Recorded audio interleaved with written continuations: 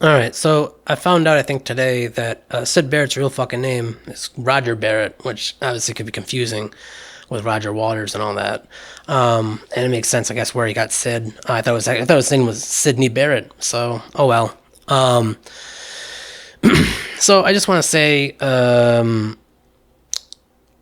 don't know if you'd rather. I mean, obviously he's dead, so rest in peace. I don't know if you'd rather me say so. Roger Barrett or Roger Sid Barrett. I don't know his fucking middle name. He lived a very relatively independent and normal life. He would bike and shit. He would fucking like study art theory and eventually, I mean, well, not eventually, but he would also fucking paint. And then after he was done painting, apparently he would burn them after. So this also then confirms my fucking conspiracy theory or my thoughts about this whole situation with Pink Floyd and Roger. I think I read that Sid just wanted, or Roger wanted to just fucking play with his friends. He didn't want it, it was just a free form psychedelic expression thing. I mean, and also I'll say this right now, he was already pre-genetically disposed or whatever, he was already he already had probably the schizophrenia and stuff, and then the fucking drugs easily probably made it worse. Which once again we go to fucking like Ian Curtis, another person who probably his seizures I think got worse because of the fucking drug taking, the drugs he was taking, the recreational drugs he was partaking in.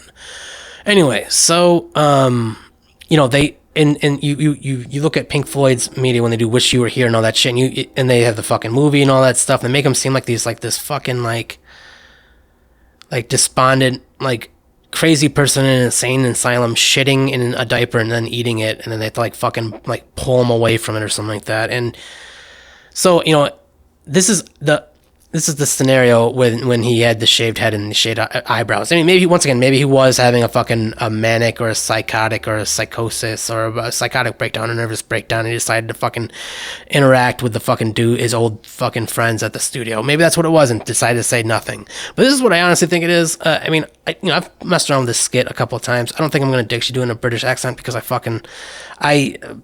to actually practice it a couple times, and then eventually I'd probably figure it out. But as of right now, it'd probably be a blending of British and slash or Australian.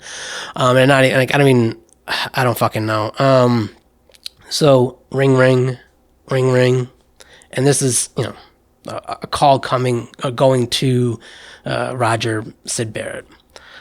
Hey man, what's up? Oh yeah. Yeah, I'm doing okay. How are you?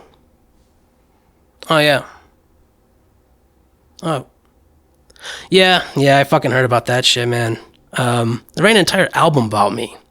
If they really wanted to fucking talk to me, why don't they just like call me? And, honestly, if they were to call me, I wouldn't even pick up.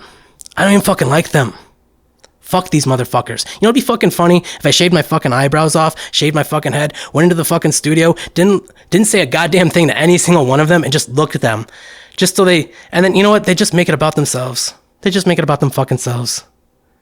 Yeah, I'm probably gonna fucking do it. Apparently they're fucking making a song today called "Wish You Were Here" or "Shut Down You Crazy Diamond." I don't know. You fucking hear about it. Yep. I'm actually shaving my eyebrows right now, dude.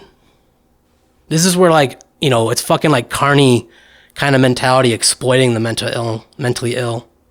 And maybe I'm wrong. Maybe I'm completely fucking miscalculating this entire fucking scenario. Maybe he was totally just a normal dude. He took too much acid, and then that completely changed him. He couldn't fucking make any music anymore. They, fucking sidelined him, and then eventually dropped him out of the band. And then he fucking just continued to go nuts, and then fucking he couldn't help himself. He was fucking just drooling all over. He didn't know how to bike anymore. He didn't, people had to, help. People just had to carry him like a baby. Feed him, let him fucking suck on some titty.